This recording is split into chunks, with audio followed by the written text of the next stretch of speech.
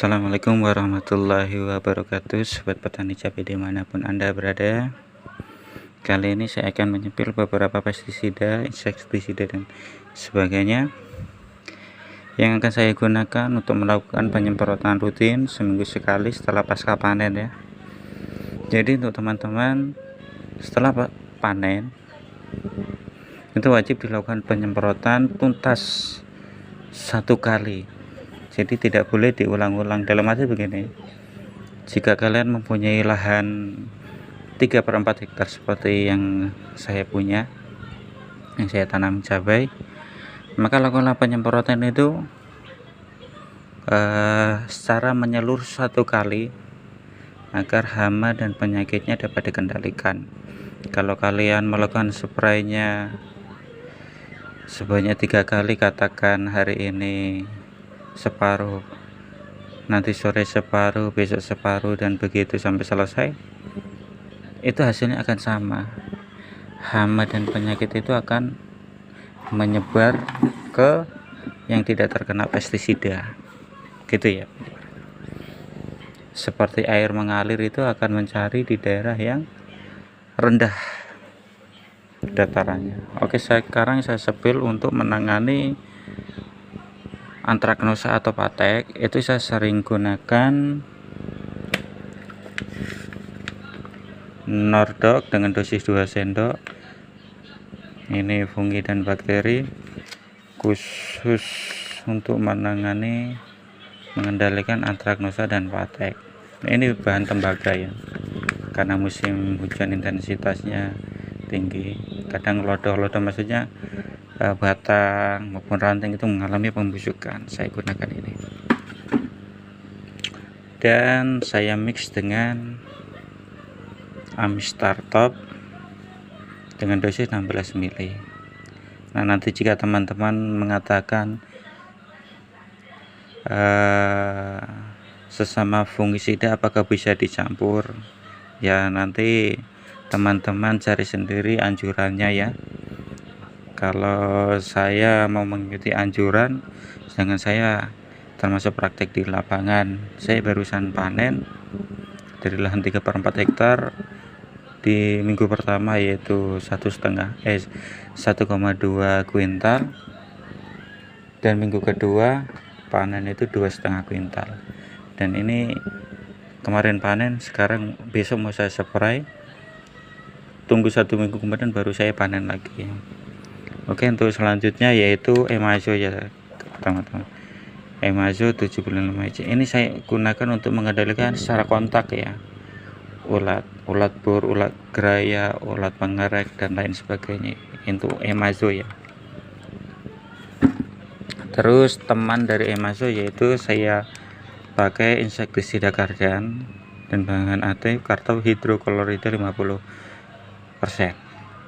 Ini sebenarnya takarannya 2 sendok, tapi hanya untuk mengendalikan aja saya pakai 2 sendok, yaitu untuk memberantas telur ulat ini ya, agar tidak bersiklus Cardan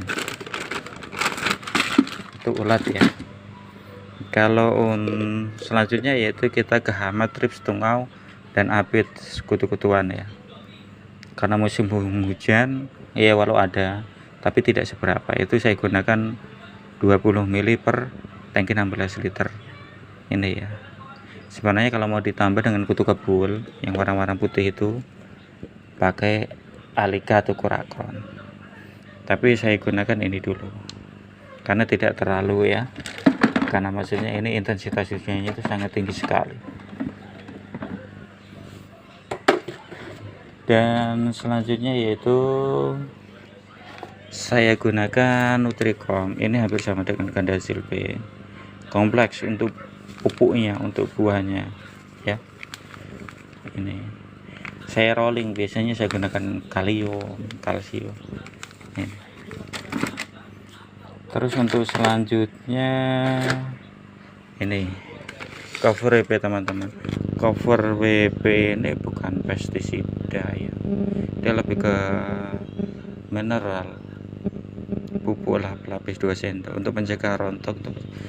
Ini seperti pelekat-perekat mineral. Dia nanti kita semprot, dia akan menempel, akan membuat apa ini namanya ya, perlindungan terhadap tanamannya, batang, buah ataupun rantingnya, untuk mencegah virus hama. Selanjutnya yaitu saya gunakan MKP untuk masa generatif. Ini lebih ke mencegah bunga rontok, memperbaiki bunga, buah. Dia juga bisa booster. Selanjutnya saya gunakan lemsai. Ini fungsinya lebih ke perekat. Kalau teman-teman biasanya supaya irit atau apa ya, mungkin mereka lebih memilih sunlight ya. Itu selanjutnya ini masih sama semua, sisa kemarin saya lakukan penyemprotan ini teman-teman. Ini cover WP. Nah, saya gunakan ini namanya Fortune Mesh 2000. Ini digunakan untuk penyerapan unsur-unsur hara, ada kandungan boronya, mencegah kerontokan. Ini ya, kerontokan bunga, kerontokan buah. Saya biasanya menggunakan alat takar seperti ini teman-teman ya. Ini dari Brevaton, ini langsung 50 mili. Kalau mau yang ada mili lengkapnya pakai Sapporo itu takarannya, gunting, sendok takar. Oke teman-teman, ini untuk mengatasi. Oh lupa teman-teman, ini ada satu lagi, saya gunakan Maestro Triazovos bahan aktifnya untuk mengatasi lalat buah. Lalat buah itu sebenarnya bukan menyengat untuk melindungi diri, ngengat lalat buah itu menyerangnya malam hari. Ngengat lalat buah itu menyerangnya pada malam hari, menyengat cabai itu dimaksudkan dia melepaskan telur atau larva ke dalam buah cabai sebagai tempat bersarangnya nanti. Nah, telur atau larva itu nanti akan menjadi cikal bakal ulat, tapi bukan ulat yang memakan cabai, itu beda ya teman-teman.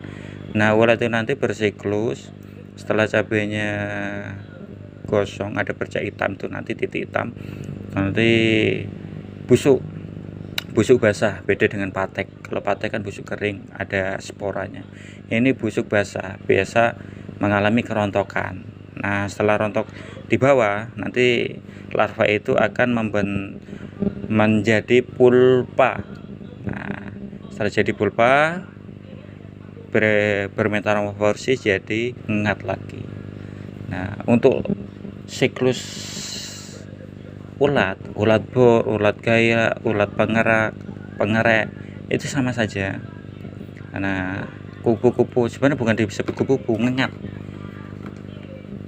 Untuk ngengat ulat bor, ulat gaya ini dia akan bertelur biasa di bagian melingkar daun, akan meninggalkan telur itu nanti akan menjadi ulat yang kita kenal banyak, itu ulat bor yang biasa melubangi buah ya, biasa melubangi buah cabai, ulat geraya, ulat pengerek dan lain sebagainya. Itu nanti akan berubah lagi menjadi pulpa dan menjadi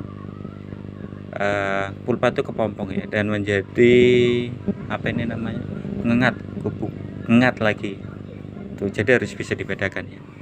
Oke, sekian dan terima kasih, semoga bermanfaat, dan jangan lupa satu bulan sekali setidaknya harus dilakukan pemupukan dengan saya menggunakan Mutiara Profesional untuk masa-masa generatif seperti ini ya. Kalau untuk kandungan nitrogen untuk di tempat daerah saya ya, saya nggak meragukan lagi karena daerah ya, daerah di Papua sini ya. Oke, sekian dan terima kasih, semoga bermanfaat. Wassalamualaikum warahmatullahi wabarakatuh. Salam dari saya untuk petani cabai Indonesia.